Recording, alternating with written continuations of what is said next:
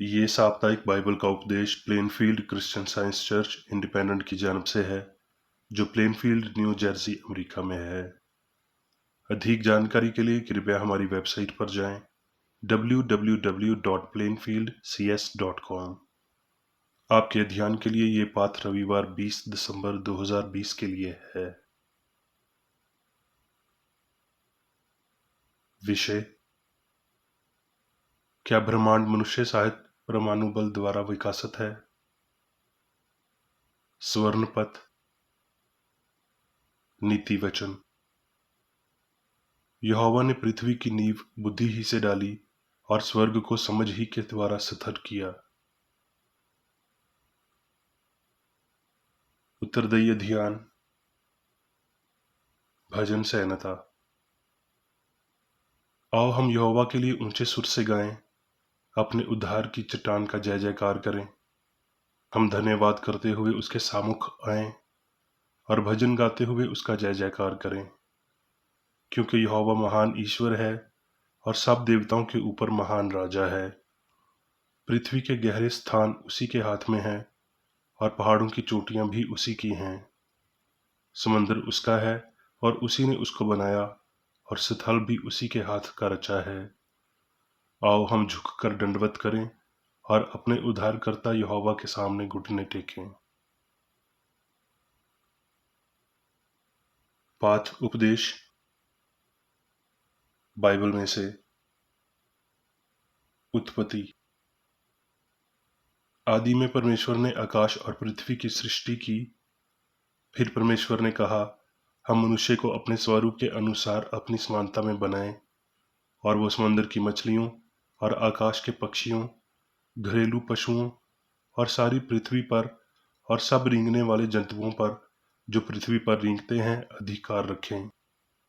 तब परमेश्वर ने मनुष्य को अपने स्वरूप के अनुसार उत्पन्न किया। अपने ही स्वरूप के अनुसार परमेश्वर ने उसको उत्पन्न किया, नर और नारी करके उसने मनुष्य की सृष्टि की। और परमेश्वर ने उनको आशीष दी और उनसे कहा, फूलो फलो और पृथ्वी में भर जाओ और उसको अपने वश में कर लो, और समुद्र की मछलियों और आकाश के पक्षियों और पृथ्वी पर रेंगने वाले सब जंतुओं पर अधिकार रखो। तब परमेश्वर ने जो कुछ बनाया था सबको देखा, तो क्या देखा कि वो बहुत ही अच्छा है। निर्गमान। मिस्र के राजा को ये समाचार मिला कि वो लोग भाग गए। तब फराउन और उसके कर्मचारियों का मन उनके विरोध पलट गया, और वो कहने लगे, हमने ये क्या किया कि इस्राएलियों को अपनी सेवकाई से छुटकारा देकर जाने दिया। तब उसने अपना रथ जुतवाया और अपनी सेना को संग लिया। तब यहोवा ने मूसा से कहा, इस्राएलियों को आज्ञा दे कि यहाँ से कूच करें। तब परमेश्वर का दूत जो इस्राएली सेना के आगे आगे चला करता था, जाकर उनके पीछे हो गया, और बादल का खंभा उनके आगे से हटकर उनके पीछे जा ठहरा। इस प्रकार वो मिस्रियों की सेना और इस्राएलियों की सेना के बीच में आ गया, और बादल और अंधकार तो हुआ, तो भी उससे रात को उन्हें प्रकाश मिलता रहा, और वो रात भर एक दूसरे के पास न आए।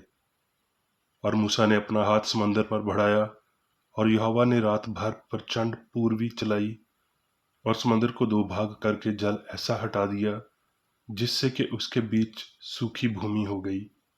तब इस्राएली समंदर के बीच स्थल ही स्थल पर चले, और जल उनकी दाहिनी और बाईं ओर दीवार का काम देता था।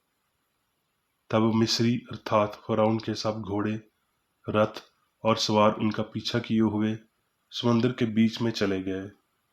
फिर यहोवा ने मूसा से कहा, अपना हाथ समुद्र के ऊपर बढ़ा कि जल मिस्रियों और उनके रथों और सवारों पर फिर बहने लगे। तब मूसा ने अपना हाथ समुद्र के ऊपर बढ़ाया, और भोर होते होते क्या हुआ कि समंदर फिर जूं का तूं अपने बल पर आ गया, और मिस्री उल्टे भागने लगे। परंतु यहोवा ने उनको समंदर के बीच में ही झटक दिया, और जल के पलटने से जितने रथ और सवार इस्राएलियों के पीछे समंदर में आए थे, वो सब वरन फराउन की सारी सेना उसमें डूब गई, और उसमें से एक भी न बचा। और यहोवा ने उस दिन इस्राएलियों को मिस्रियों के वश से इस प्रकार छुड़ाया, और इस्राएलियों ने मिस्रियों को समंदर के तट पर मरे पड़े हुए देखा। और यहोवा ने मिस्रियों पर जो अपना पराक्रम दिखलाया था, उसको देखकर इस्राएलियों ने यहोवा का भय माना और यहोवा की और उसके दास मूसा की भी प्रतीति की। भजन संहिता। जब इसराइल ने मिस्र से अर्थात याकूब के घराने ने अनय भाषा वालों के बीच में कूच किया, तब यहूदा यहोवा का पवित्र स्थान और इसराइल उसके राज्य के लोग हो गए। समंदर देखकर भागा, यरदन नदी उल्टी बही, पहाड़ में दानों के नियन उछलने लगे और पहाड़ियां भेड़ बकरियों के बच्चों के नियन उछलने लगी। हे समंदर, तुझे क्या हुआ कि तू भागा, और हे यरदन, तुझे क्या हुआ कि तू उल्टा बहा। हे पहाड़ों, तुम्हें क्या हुआ कि तुम भेड़ों के नियन, और हे पहाड़ियों, तुम्हें क्या हुआ कि तुम भेड़ बकरियों के बच्चों के नियन उछली। हे पृथ्वी प्रभु के सामने, हाँ याकूब के परमेश्वर के सामने थरथरा। वो चट्टान को जल का तालाब, चश्मे के पत्थर को जल का सोता बना डालता है। मत्ती। और उसने तुरंत अपने चेलों को नाव पर चढ़ाया। वो लोगों को विदा करके प्रार्थना करने को अलग पहाड़ पर चढ़ गया। उस समय नाव झील के बीच लहरों से डगमगा रही थी, क्योंकि हवा सामने की थी। और वो रात के चौथे पहर झील पर चलते हुए उनके पास आया। चेले उसको झील पर चलता हुआ देखकर घबरा गए और कहने लगे, वो भूत है, और डर के मारे चिल्ला उठे। यीशु ने तुरंत उनसे बातें की और कहा, ढारस बांधो, मैं हूं, डरो मत। पतरस ने उसको उत्तर दिया, हे प्रभु, यदि तू ही है तो मुझे अपने पास पानी पर चलकर आने की आज्ञा दे। उसने कहा, आ। तब पतरस नाव पर से उतरकर यीशु के पास जाने को पानी पर चलने लगा, पर हवा को देखकर डर गया, और जब डूबने लगा तो चिल्लाकर कहा, हे प्रभु, मुझे बचा। यीशु ने तुरंत हाथ बढ़ाकर उसे थाम लिया और उससे कहा, हे अविश्वासी, तूने क्यों संदेह किया। जब वो नाव पर चढ़ गए तो हवा थम गई। इस पर जो नाव पर थे उन्होंने उसे दंडवत करके कहा, सचमुच तू परमेश्वर का पुत्र है। प्रकाशित वाक्य। फिर मैंने सिंहासन में से किसी को ऊंचे शब्द से ये कहते सुना कि देख, परमेश्वर का डेरा मनुष्यों के बीच में है, और वो उनके साथ डेरा करेगा, और वो उसके लोग होंगे, और परमेश्वर आप उनके साथ रहेगा और उनका परमेश्वर होगा।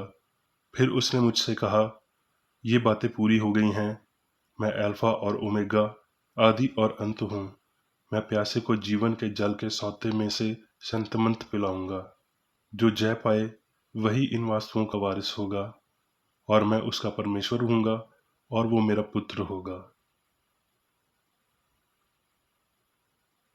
अब मैं मेरी बेकर रेड्डी द्वारा क्रिश्चियन साइंस की किताब विज्ञान और स्वस्थ शास्त्रों की कुंजी के साथ के सहा संबंधी अंश पढ़ूंगा। विज्ञान और स्वस्थ। रचनाकार, सिद्धांत, ईश्वर, जिसने वो सब बनाया था जो स्वयं एक परमाणु या एक तत्व नहीं बना सकता था। भगवान मनुष्य साथ ब्रह्मांड का निर्माण और संचालन करता है। ब्रह्मांड आध्यात्मिक विचारों से भरा है, जिसे वो विकसित करता है, और वो मन का आज्ञाकारी है जो उन्हें बनाता है। नश्वर मन आध्यात्मिक को भौतिक में बदल देगा, और फिर इस त्रुटि की नश्वरता से बचने के लिए मनुष्य की मूल सब को पुनर्प्राप्त करेगा। ईश्वर के स्वयं की छवि में बनाए गए नश्वर अमर की तरह नहीं है, लेकिन अनंत आत्मा सभी होने के नाते नश्वर चेतना वैज्ञानिक तथ्य के लिए अंतम पैदावार होगी और गायब हो जाएगी, और सही और हमेशा के लिए होने का वास्तविक अर्थ प्रकट होगा। ये कहना गलत है कि सत्य और निर्माण में त्रुटि, दृष्टांत और तर्क में ये मिथ्याएं हमारे मास्टर द्वारा स्पष्ट रूप से गलत है। इन बिंदुओं को फरीसियों के साथ विवाद करके और सृजन के विज्ञान के लिए बहस करके यीशु ने कहा, लोग क्या झाड़ियों से अंगूर तोड़ते हैं। पौलुस ने पूछा, ज्योति और अंधकार की क्या संगति, और मसीह का बलियाल के साथ क्या लगाव। यीशु के दिव्य मूल ने उन्हें मानव शक्ति से अधिक सृजन के तत्वों को उजागर करने के लिए दिया, और ये एक मन को प्रदर्शित करता है जो मनुष्य और ब्रह्मांड को बनाता है और नियंत्रित करता है। सृष्टि का विज्ञान यीशु के जन्म में उतना विशेषित, उसकी बुद्धिमानी और कम से कम समझी जाने वाली बातों को प्रेरित करता था, और ये उसके अद्भुत प्रदर्शनों का आधार था। यीशु ने स्वीकार किया कि मांस का कोई संबंध नहीं है। उसने कहा, पृथ्वी पर किसी को अपना पिता न कहना, क्योंकि तुम्हारा एक ही पिता है जो स्वर्ग में है। फिर से उसने कहा, कौन है मेरी माता और कौन है मेरे भाई, ये समझकर कि ये वो हैं जो अपने पिता की इच्छा को पूरा करते हैं। हमारे पास पिता के नाम से किसी भी आदमी को बुलाने का कोई रिकॉर्ड नहीं है। उन्होंने आत्मा ईश्वर को एकमात्र निर्माता और इसलिए सभी के पिता के रूप में माना। एक चमत्कार भगवान के नियम को पूरा करता है, लेकिन उस कानून का उल्लंघन नहीं करता है। वर्तमान में ये तथ्य चमत्कार से अधिक रहस्यमय प्रतीत होता है। भजनहार ने गाया, हे समंदर तुझे क्या हुआ कि तू भागा, और हे यरदन तुझे क्या हुआ कि तू उल्टा बहा। हे पहाड़ों तुम्हें क्या हुआ कि तुम भेड़ों के नियन, और हे पहाड़ियों तुम्हें क्या हुआ कि तुम भेड़ बकरियों के बच्चों के नियन उछली। हे पृथ्वी प्रभु के सामने, हाँ याकूब के परमेश्वर के सामने थरथरा। ये चमत्कार किसी विकार का परिचय नहीं देता है, लेकिन मौलिक आदेश को प्रकट करता है। भगवान के अपरिवर्तनीय कानून के विज्ञान की स्थापना, आध्यात्मिक विकास अकेले ईश्वरीय शक्ति के व्यायाम के योग्य है। अनंत मन मनासिक अणु से अनंत तक सभी को बनाता और नियंत्रित करता है। सभी का ये दिव्य सिद्धांत उनकी रचना के द्वारा विज्ञान और कला और मनुष्य और ब्रह्मांड की अमरता को व्यक्त करता है। सर्जन हमेशा दिखाई दे रहा है और हमेशा अपने अटूट स्रोत की प्रकृति से प्रकट होता रहना चाहिए। नश्वर भाव इस प्रकार प्रकट होता है और विचार सामग्री कहलाता है। इस प्रकार गलत अर्थ में दिव्य विचार मानव या भौतिक विश्वास के स्तर तक गिर जाता है, जिसे नश्वर मनुष्य कहा जाता है। लेकिन बीज अपने आप में है, केवल दिव्य मन ही सब कुछ है और सभी को पुनः उत्पन्न करता है। जैसा कि मन गुणक है और मन का अनंत विचार मनुष्य और ब्रह्मांड उत्पाद है। एक विचार, एक बीज या एक फूल की एकमात्र बुद्धि या पदार्थ ईश्वर है, जो इसका निर्माता है। मृत्यु दर के अपने इतिहास में भौतिक आधार से डार्विन के विकास का सिद्धांत अधिकांश सिद्धांतों की तुलना में अधिक सुसंगत है। संक्षिप्त में ये डार्विन का सिद्धांत है, वो मन मनुष्य सहित ब्रह्मांड को फिर से बनाने के लिए असल के विपरीत द्राव्य और अनंत पदार्थ को उत्पन्न करता है। भौतिक विकास का तात्पर्य है कि महान प्रथम कारण सामग्री बन जाना चाहिए और बाद में या तो मन में वापस आना चाहिए या धूल और शून्य में नीचे जाना चाहिए। शास्त्र बहुत पवित्र हैं। हमारा उद्देश्य उन्हें आध्यात्मिक रूप से समझना होगा। केवल इस समझ से सत्य को प्राप्त किया जा सकता है। मनुष्य साथ ब्रह्मांड का सही सिद्धांत भौतिक इतिहास में नहीं, बल्कि आध्यात्मिक विकास में है। प्रेरित विचार ब्रह्मांड की एक सामग्री कामुक और नश्वर सिद्धांत को त्यागता है और आध्यात्मिक और अमरता को अपनाता है। जो कुछ भी मन, जीवन, सत्य और प्रेम को दर्शाता है, आध्यात्मिक रूप से कल्पना और सामने लाया गया है।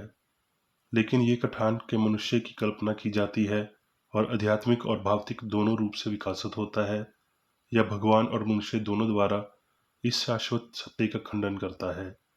युगों की सारी आपाधापी इन दोनों विरोधाभासों को कभी सच नहीं बना सकती। दिव्य विज्ञान में इस भ्रम की जड़ पर कुल्हाड़ी मारता है कि जीवन या मन भौतिक शरीर में है या उससे बनता है, और विज्ञान अनंत में इस भ्रम को सभी त्रुटि की आत्म विनाश और विज्ञान के जीवन को समझदार समझ के माध्यम से नष्ट कर देगा। क्रिश्चियन साइंस अभियोग प्रस्तुत करती है, अभिवृद्धि नहीं।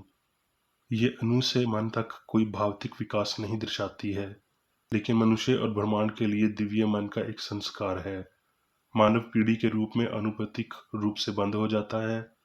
शाश्वत के समान जैसा पूर्ण लिंग आध्यात्मिक रूप से विवेकी होंगे और मनुष्य पृथ्वी पर नहीं बल्कि परमेश्वर के साथ सह अस्तित्व में दिखाई देगा। मनुष्य और ब्रह्मांड का वैज्ञानिक तथ्य आत्मा से विकसित होता है और इसलिए आध्यात्मिक है, जैसा कि दिव्य विज्ञान में यह तय किया गया है। इस बात का प्रमाण है कि मनुष्य केवल स्वस्थ की भावना प्राप्त करते हैं क्योंकि वो पाप और बीमारी की भावना को खो देते हैं। मनुष्य कभी भी ये नहीं कर सकता कि मनुष्य एक नम्रता है। पहले से ही बनाए गए भगवान के बच्चों को पहचान लिया जाएगा क्योंकि मनुष्य होने का सत्य पाता है। इस प्रकार ये है कि असली आदर्श आदमी अनुपात में प्रकट होता है क्योंकि झूठ और सामग्री गायब हो जाती है। अब शादी करने या विवाह में दिए जाने के लिए ना तो मनुष्य की निरंतरता को बंद करता है और ना ही भगवान की अनंत योजना में बढ़ती संख्या की अस्सू की भावना। ईश्वर सारी सृष्टि को उजागर करता है, शास्त्रों की पुष्टि करता है, बिना किसी पक्षपात के, बिना किसी पीड़ा के, और मनुष्य की मृत्यु और सही और शाश्वत का मधुर आश्वासन लाता है। रचनात्मक सिद्धांत, जीवन, सत्य और प्रेम ईश्वर है। ब्रह्मांड ईश्वर को दर्शाता है, लेकिन एक रचनाकार और एक रचना है। इस रचना में आध्यात्मिक विचारों और उनकी पहचानों का खुलासा होता है जो अनंत मन में समाहित हैं और हमेशा के लिए परिलक्षित होते हैं। ये विचार अनंत से लेकर अनंत तक हैं और उच्चतम विचार ईश्वर के पुत्र और पुत्रियां हैं। अब मैं मीर बेकर रेड्डी द्वारा चर्च मैनुअल में दिए गए 3 दैनिक कर्तव्यों को पढ़ूंगा। दैनिक प्रार्थना। प्रत्येक दिन प्रार्थना करने के लिए इस चर्च के प्रत्येक सदस्य का ये कर्तव्य होगा: तुम्हारा राज्य आए, ईश्वरी सत्य, जीवन और प्रेम के शासन को मुझ में स्थापित कर और मुझ पर शासन कर, और तेरा वचन सभी मनुष्यों के स्नेह को समृद्ध कर सकता है और उन पर शासन कर। आदेशों और कर्तव्यों के लिए एक नियम: ना तो दुश्मनी और ना व्यक्तिगत लगाव मदर चर्च के सदस्यों के आदेशों और कर्तव्यों पर लागू करना चाहिए। विज्ञान में दिव्य प्रेम ही मनुष्य को नियंत्रित करता है और एक क्रिश्चियन विज्ञानी प्यार की मीठी सुविधाओं को दर्शाता है। प्यार में डांटने पर, सच्चा भाईचारा, परोपकार और क्षमा में। इस चर्च के सदस्यों को प्रतिदिन ध्यान रखना चाहिए और सभी बुराई दूर करने, भविष्यवाणी, न्याय करने, निंदा करने, परामर्श देने, प्रभावित करने या गलत तरीके से प्रभावित होने से बचने के लिए प्रार्थना करनी चाहिए। कर्तव्य के प्रति सतर्कता। इस चर्च के प्रत्येक सदस्य का ये कर्तव्य होगा कि वो प्रतिदिन आक्रामक मानसिक सुझाव से बचाव करे और भूलकर भी ईश्वर, नेता और मानव जाति के प्रति अपने कर्तव्य की उपेक्षा नहीं करनी चाहिए। उनके कामों से उन्हें आंका जाएगा और वो उचित या निंदनीय होगा।